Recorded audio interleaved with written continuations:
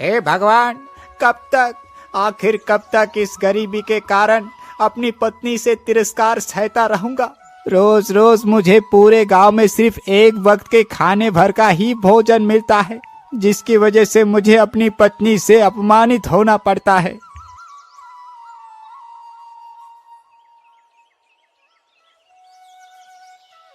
अरे पंडित जी, क्या बात है, आजकल आप बहुत ज्यादा परेशान रहते हैं।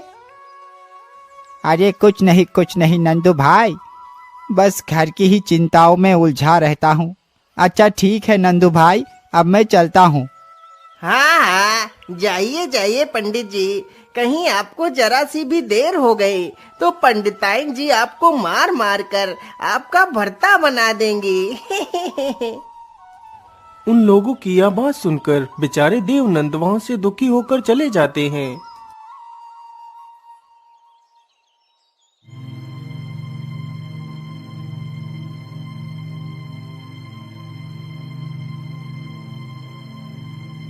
अरे भाग्यवान, तुम कहाँ हो?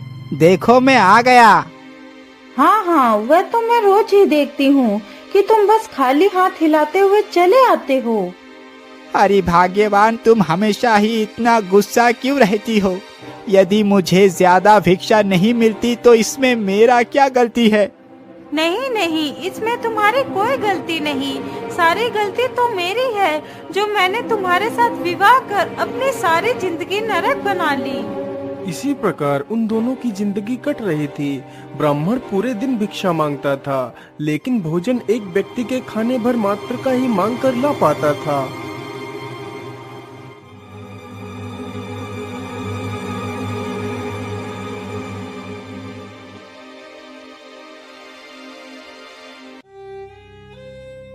हे भगवान, रोज रोज मैं इस अपमान भरी जिंदगी से परेशान आ गया हूँ। या तो मैं ही मर जाऊं या तो फिर ये मेरी दुष्ट पत्नी ही मर जाए। क्या करूं इस दुष्ट औरत से? अपना पीछा कैसे छुड़ाऊं? मुझे कोई ना कोई उपाय लगाना ही पड़ेगा। हाँ, ये ठीक रहेगा।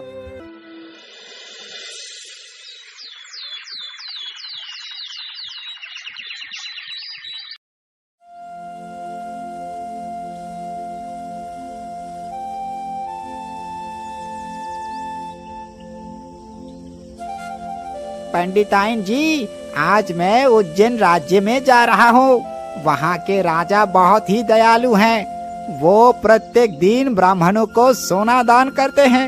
आज मैं भी वहाँ से ढेर सारा खजाना लेकर आऊंगा। क्या आप सच बोल रहे हैं? हाँ हाँ भाग्यवान, मैं बिल्कुल ठीक कह रहा हूँ। अरे अरे, तो फिर आप यहाँ पर फालतू की बातें कर अपना समय क्यों बर्बाद कर रहे हैं? जल्दी जाइए, कहीं राजा ने सारा खजाना दूसरों को दे दिया तो तुम्हें कुछ भी नहीं मिल पाएगा। इतना सुनकर ब्राह्मण अपने लिए कुछ खाना बांधकर अपनी झोली में रख लेता है और वहां से निकल पड़ता है।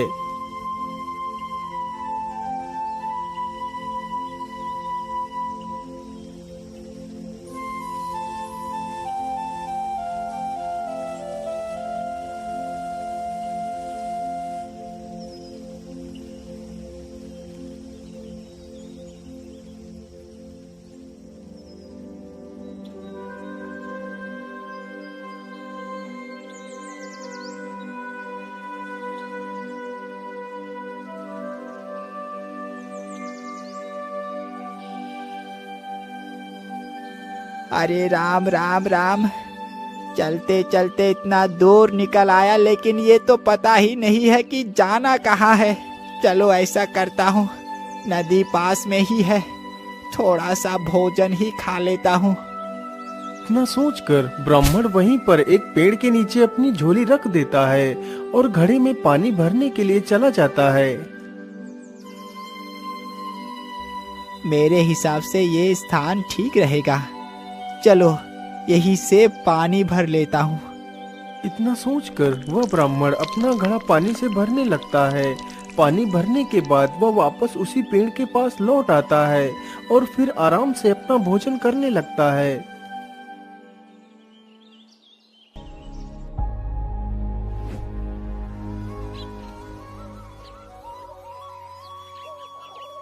अरे वाह, भोजन खाकर तो हृदय को पूरी तरह शांति मिल जाती है। अब भोजन तो कर लिया, चलो अब थोड़ा सा इसी स्थान पर आराम ही कर लेता हूँ। फिर वह ब्राह्मण उसी वृक्ष के नीचे सो जाता है। तभी कुछ देर बाद ही एक सर्प वहाँ पर आता है और ब्राह्मण के थैले में घुस जाता है। तभी अचानक से ब्राह्मण की आंखें खुल जाती हैं। अरे मुझे ऐसा क्यों महसूस हुआ कि मेरे पास कोई आया था, जबकि यहाँ पर तो कोई भी नहीं है। ब्राह्मण जल्दी से अपना थैला खोल कर देखता है तो उसके अंदर एक सर्प बैठा होता है। अरे रे रे, राम राम राम राम राम, कितना भयानक सर्प है। मैं तो बाल बाल बच गया, नहीं तो ये सर्प मुझे मार ही डालता। वैसे इस सर्प को देखकर मेरे मन में एक ख्याल आया है। मैं ऐसा करता हूँ, इस सर्प को पकड़कर अपने घर ले चलता हूँ और इसे अपनी पत्नी को दे दूंगा। जैसे ही वो इस थैले को खोलेगी तो ये जहरीला सांप उसका काम तमाम कर देगा। इतना सोचकर ब्राह्मण उस थैले का मुख बांध देता है और उसे लेकर वापस घर की ओर लौट पड़ता है।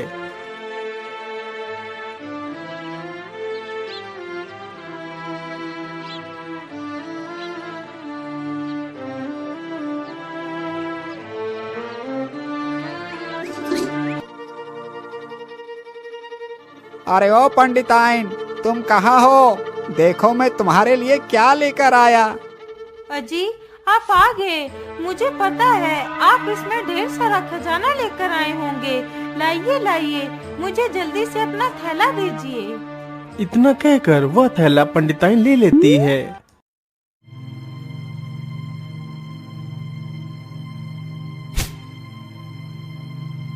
अरे रुको रुको भाग्यवान, इतनी भी जल्दी किस बात की है? मुझे थोड़ा सा कहीं काम याद आ गया है, तो मैं उस काम को निपटाकर जल्द ही लौट आऊंगा। अच्छा, मैं चलता हूँ। ठीक है जी, आप आराम से जाइए और आराम से आइएगा। इतना सुनते ही ब्राह्मण जल्दी से घर से बाहर आता है और बाहर से ही दरवाजा बंद कर लेता है। पंडिताइन जैसे ही उस थैले को खोलती है तो उसके अंदर वही सर्प बैठा होता है। सांप, अजय दरवाजा खोलिए, मैं तो मर ही गई। इसके अंदर तो सांप है। अजय जल्दी दरवाजा खोलो ना। ब्राह्मणी अंदर चिल्लाती रहती है, लेकिन ब्राह्मण चुप्पी मारकर एक कोने में खड़ा रहता है। कुछ देर बाद ही पंडिताइन का शोर मचाना बंद हो जाता है। अरे वाह वाह, मुझे लगता है कि सर्प ने अपना काम कर दिया। चलो जल्दी से चलकर देखता हूँ और झूठ मूठ का रोने का नाटक करता हूँ। इतना सोचकर पंडित जैसे ही दरवाजा खोलता है तो देखता है घर के अंदर एक बहुत ही सुंदर बालक खड़ा है और वह पंडिताइन चुपचाप खड़े होकर उस बालक को देख रही है। ब्राह्मण उस बच्चे को देखकर हैरान था, लेकिन वह बच्चा कोई और नहीं बल्कि वह सर्प ही था, जिसके पास दिव्य शक्तियां थी। वह अपना रूप किसी के रूप में भी बदल सकता था। उसी दिन से वह बच्चा उस ब्राह्मण के घर में रहने लगता है। जब से वह बच्चा ब्राह्मण के घर आया था, तब से ब्राह्मण की सारी गरीबी खत्म हो गई थी। अब पंडित और पंडिताइन जो भी इच्छा करते वह तुरंत पूरी हो जाया करती थी। बेटा, आज मेरा मन कुछ मीठा खाने को हो रहा है। तुम अपनी शक्तियों से मेरे लिए कुछ रसगुल्ले मंगवा दो। माँ का आदेश होते ही वह लड़का अपनी शक्तियों से एक थाली भर कर रसगुल्ले मंगवाता है। पंडित और पंडिताइन ने उस लड़के का नाम नाग्य राय रखा था।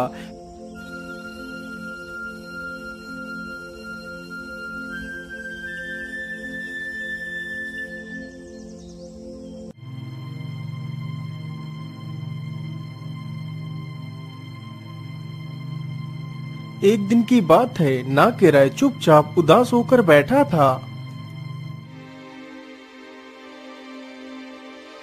अरे बेटा, क्या बात है? आज तुम उदास होकर क्यों बैठे हो? क्या बात है पुत्र? पिताजी, मैं काफी दिनों से किसी पवित्र तालाब में स्नान करना चाहता हूँ, लेकिन मुझे कोई पवित्र तालाब नहीं मिल रहा। लेकिन पुत्र, यहाँ पर आसपास तो कोई भी ऐसा पवित्र तालाब नहीं है। हाँ, एक जगह ऐसा पवित्र तालाब है।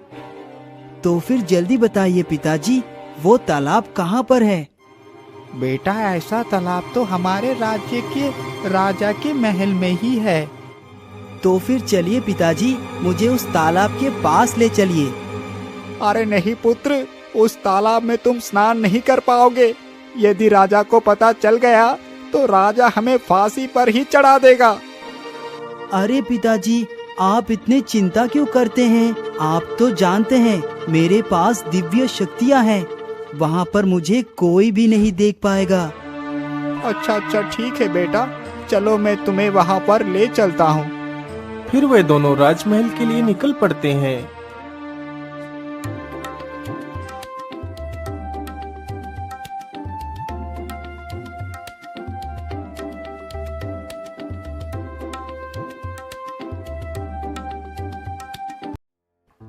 बेटा यही वो राज्य महल है जिसके अंदर वो तालाब है, लेकिन बेटा तुम इसके अंदर जाओगे कैसे? पिताजी अब चिंता ना करें, बस मैं एक छिद्र ढूंढ रहा हूँ जिसके माध्यम से मैं अंदर जा सकूं। फिर वे दोनों दीवार में छेद ढूंढने लगते हैं। अरे बेटा, यहाँ पर एक छिद्र मिल गया। फिर नागराय जल्दी से अपना रूप एक सर्प में परिवर्तित कर उस छिद्र की सहायता से अंदर घुस जाता है।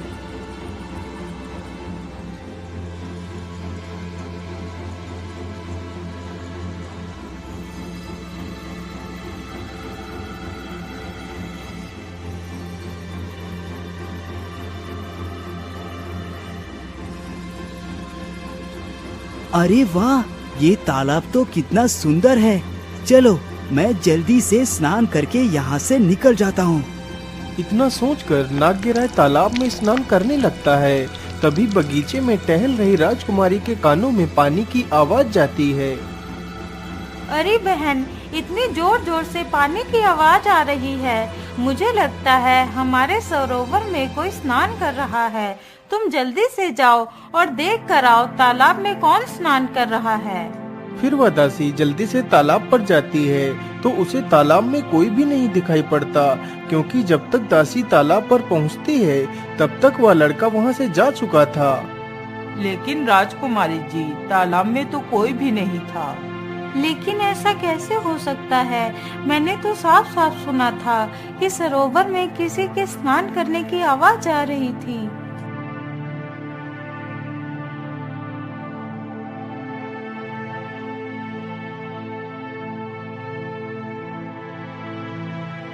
अगले ही दिन नागराय फिर से उस सरोवर में स्नान करने के लिए आता है तो राजकुमारी ने फिर से उस सरोवर से वही आवाज सुनी। अरे ये क्या, आज फिर से वही आवाज आ रही है।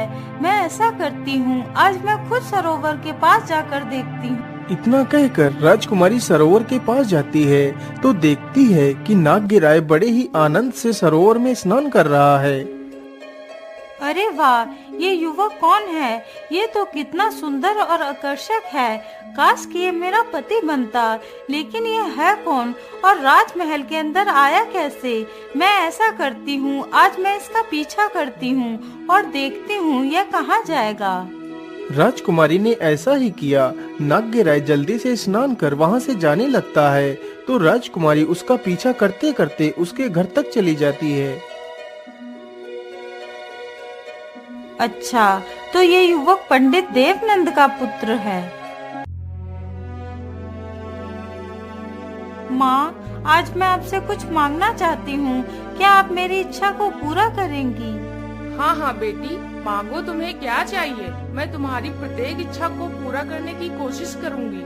माँ, मुझे किसी युवक से प्रेम हो गया है और मैं उसे अपनी अंतरात्मा से अपना पति स्वीकार कर चुकी हूँ। इसलिए मैं चाहती हूँ मेरा विवाह उसी युवक के साथ हो। लेकिन बेटी, वह युवक है कौन?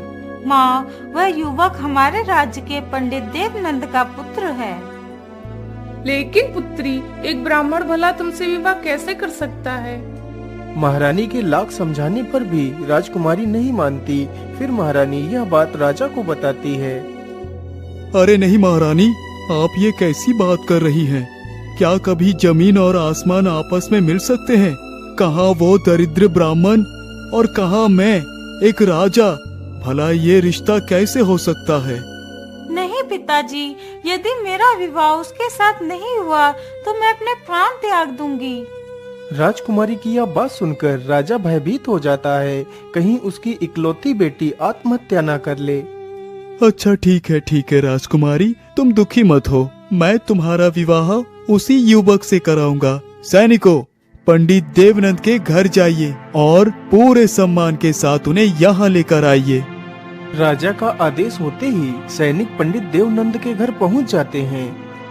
अरे पंडित जी, आप हमारे साथ चलिए, आपको महाराज ने बुलाया है। लेकिन महाराज ने मुझे क्यों बुलाया है? कहीं महाराज को पता तो नहीं चल गया कि नाग्यराय उनके सरोवर में रोज स्नान करने के लिए जाते हैं? आज तो महाराज मुझे नहीं छोड़ेंगे। अरे क्या हुआ पंडित जी, आप कहाँ खो गए? कहीं नहीं सैनिक भाई, चलो आपके साथ चलता हूँ। इतना कहकर पंडित देवनंद सैनिकों के साथ राजमहल में पहुंच जाते हैं। बोलिए महाराज, क्या बात है? आपने हमें क्यों याद किया? पंडित जी, मैं आपसे अपनी पुत्री भानुमति के बारे में कुछ बात करना चाहता हूँ। बोलिए महाराज, आप क्या पूछना चाहते हैं? पंडित जी, हमारी पुत्री आपकी पुत्र से प्रेम करती है, इसीलिए मैं अपनी पुत्री का विवाह आपके पुत्र के साथ करना चाहता हूँ। राजा के मुख से यह बात सुनकर ब्राह्मण की खुशी का कोई ठिकाना ही नहीं रहता। महाराज, आप धन्य है महाराज, जो इस दरिद्र ब्राह्मण को इस काबिल समझा। मुझे ये रिश्ता मंजूर है महाराज। फिर बड़े ही धूमधाम से नाग्यराय का विवाह उस राजकुमारी के साथ हो जाता है। राजा ने अपनी पुत्री भानुमति के लिए एक सुंदर सा महल बनवा दिया, तो नाग्यराय और राजकुमारी तथा वह ब्राह्मण पूरा परिवार उस महल में ही रहने लगता है। उधर नाग्यराय की नाग पत्नियां, जो कि उस नदी में रहती थीं, काफी समय से जब नाग्यराय वापस नहीं गया तो उन्हें अपने पति की चिंता हुई। लेकिन प्रीतमा, हमारे पति आखिर कहाँ जा सकते हैं? उन्हें गए हुए पूरे 17 वर्ष हो चुके हैं, लेकिन अभी तक वो लौटकर नहीं आए। अरे बहन, मुझे पता चला है कि हमारे पति ने पृथ्वी पर दूसरा विवाह किया है, जिसका नाम भानुमति है।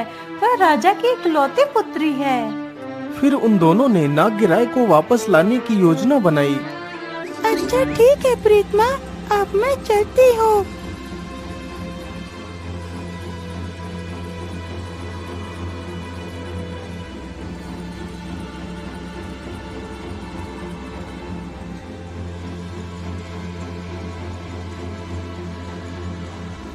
नागरूपणी नदी से बाहर निकलकर अपना वेश बदलकर एक गरीब दुखियारी औरत बन जाती है और नाग्यराय के महल के पास पहुंच जाती है।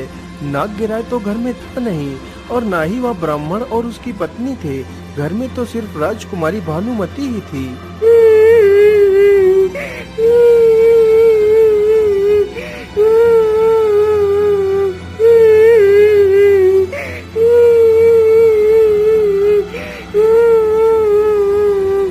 अरे, ये किसके रोने की आवाज है?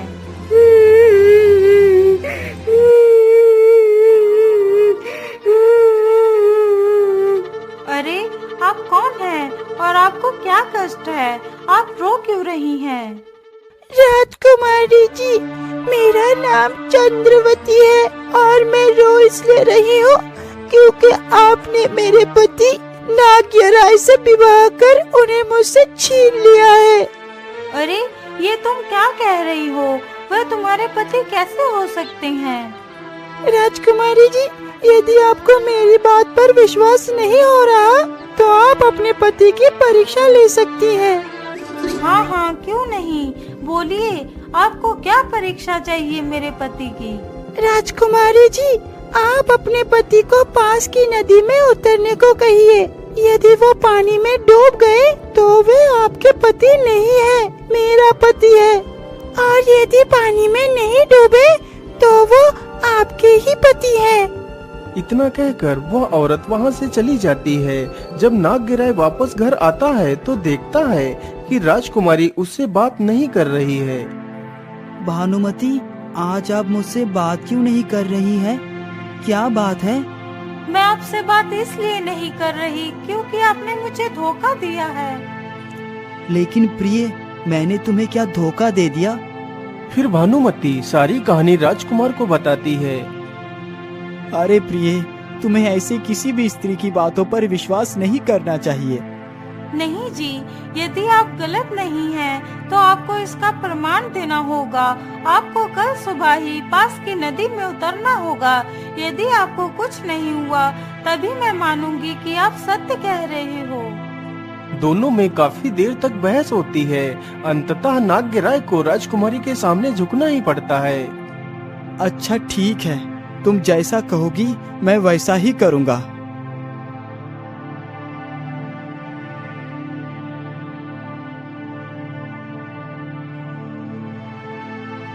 अगली सुबह होते ही नागराय तथा वह राजकुमारी दोनों नदी के पास पहुंच जाते हैं।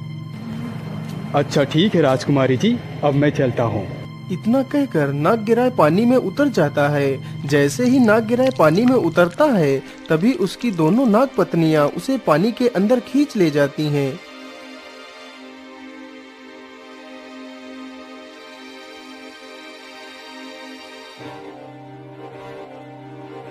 नागराय, तुम कहाँ चले गए? इसका मतलब तुमने मुझे धोखा दिया था। अच्छा ठीक है नागराय, अब तुम वापस आ जाओ। मैं तुम्हें तुम्हारी उस पत्नी के साथ भी स्वीकार करती हूँ। राजकुमारी काफी देर तक खड़े होकर नागराय को पुकारती रही, लेकिन नागराय वापस लौटकर नहीं आया।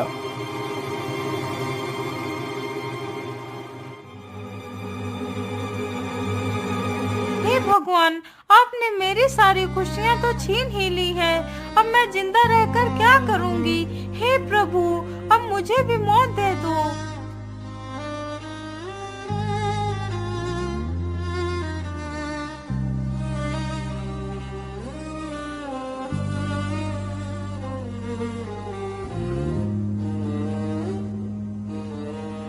भिक्षाम देहि, भिक्षाम देहि, भिक्षाम देहि, भिक्षाम देहि। ये लीजिए माता, आज भानुमति आपको भिक्षा दे रही है। हो सकता है ये भानुमति कल हो या ना हो। अरे बेटी, तो क्या तुम्हारा नाम ही भानुमति है? हाँ माता, मेरा नाम भानुमति है।